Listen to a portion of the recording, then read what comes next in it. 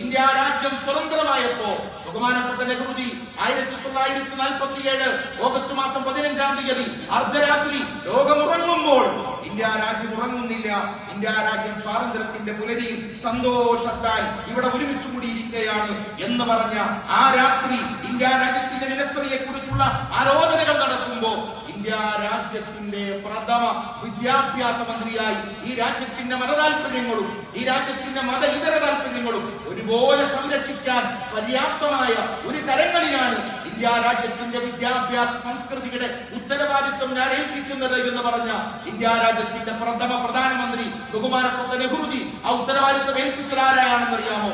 ഒരു മതപണ്ഡിതനെയായിരുന്നു, ഒരു മുസ്ലിയാരെയായിരുന്നു. ആ മതപണ്ഡിതന്റെ പേരാണ് മൗലാന അബുൽ കലാം ആസാദ്. തഫ്സീർ അറിയുന്ന പണ്ഡിതൻ, ഖുർആൻ അറിയുന്ന പണ്ഡിതൻ, ഹദീസ് അറിയുന്ന പണ്ഡിതൻ, ഫിഖ് അറിയുന്ന പണ്ഡിതൻ. ഒരു പണ്ഡിതന്റെ കയ്യിലാണ് ഇന്ത്യ രാജ്യത്തിന്റെ വിദ്യാഭ്യാസ സംസ്കാരം എങ്ങനെ മുന്നോട്ട് പോകണമെന്ന് തീരുമാനിക്കുവാനുള്ള ഉത്തരവാദിത്വം അടിസ്ഥാനപരമായി ബഹുമാനപ്പെട്ട നെഹ്റുജി ഏൽപ്പിച്ചത് ഒരു മതപണ്ഡിതന്റെ കയ്യിലാണ്. അന്നു മുതൽ വളർന്നു വന്ന ഇന്ത്യ രാജ്യത്തിന്റെ വിദ്യാഭ്യാസ സംസ്കാരത്തിന് ഒരു പ്രത്യേകതയുണ്ട്. എന്താണ് ആ പ്രത്യേകത എന്ന് നിങ്ങൾക്കറിയാമോ? രാജ്യത്തിന്റെ വിദ്യാഭ്യാസം സെക്യുലറിസത്തിൽ അധിഷ്ഠിതപ്പെട്ടതാണ്. ഇവിടെ മതമുള്ളവന് മതമുള്ളതുപോലെ ജീവിക്കാം, മതമില്ലാത്തവൻ അതുപോലെ ജീവിക്കാം. ഹിന്ദുവിനെ കാണുമ്പോൾ മുസ്ലിമാന് വൈരാഗ്യം വേണ്ട, മുസ്ലിമാനെ കാണുമ്പോൾ ഹിന്ദുവിന് വൈരാഗ്യം വേണ്ട, ക്രൈസ്തവനെ കാണുമ്പോൾ വിദ്വേഷ മനസ്കര വേണ്ട. നാം എല്ലാം ഒന്നാണ്.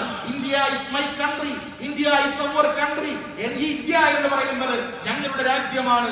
ഇന്ത്യ രാജ്യത്തുള്ള ഓരോ ഇന്ത്യക്കാരനും എന്റെ സഹോദരി സഹോദരന്മാരാണെന്ന പ്രഖ്യാപിതമായ അജണ്ടയോടെ സഹോദര മനസ്കതയോടെ മുന്നോട്ട് പോയ ഒരു രാജ്യത്ത് ഇന്ന് പുതിയൊരു സംസ്കാരത്തെ വളർത്തിക്കൊണ്ടുവരാൻ ശ്രമിക്കുന്നു വിദ്യാഭ്യാസത്തിലൂടെ.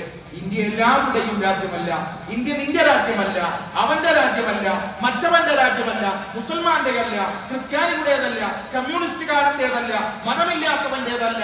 എന്റെ മാത്രം, എന്റെ സംസ്കാരം ഉൾക്കൊള്ളുന്നവന്റെ മാത്രം രാജ്യമാണെന്ന് പറയാനും ആ മതത്തോട് അത് ഏതെങ്കിലും പ്രത്യേകമായ ഒരു മതമല്ല കേട്ടോ, അവർ വളർത്തിക്കൊണ്ടുവരുന്ന പ്രത്യേകമായ ചില താല്പര്യങ്ങളാണ് അതിൽ ഉള്ളടക്കം ചെയ്യപ്പെട്ടിട്ടുള്ളത്. കൂടുതലും സാമ്പത്തികവും രാഷ്ട്രീയവും അധികാരപരവുമായ സ്വാർത്ഥമോഹങ്ങളാണ്. അതിലൊരു മതത്തെ അവർ ദുരുപയോഗിക്കുന്നു എന്ന് മാത്രം. അതിനുവേണ്ടി ആ നിലയിൽ ഒരു വിദ്യാഭ്യാസ സംസ്കാരത്തെ വളർത്തിക്കൊണ്ടുവന്ന് അതാണ് ദേശത്തിന് വേണ്ടത്, അതിനാണ് ദേശക്കൂറുള്ളത്, അതിനാണ് ദേശഭക്തി ഉള്ളത് എന്നവർ പറഞ്ഞുകൊണ്ട് മറ്റു മതസമൂഹങ്ങളെ അടിച്ചമർത്തുവാനുള്ള ബോധപൂർവകമായ നീക്കത്തിന്റെ ഭാഗമാണ് PM ശ്രീ വിദ്യാഭ്യാസ പദ്ധതി.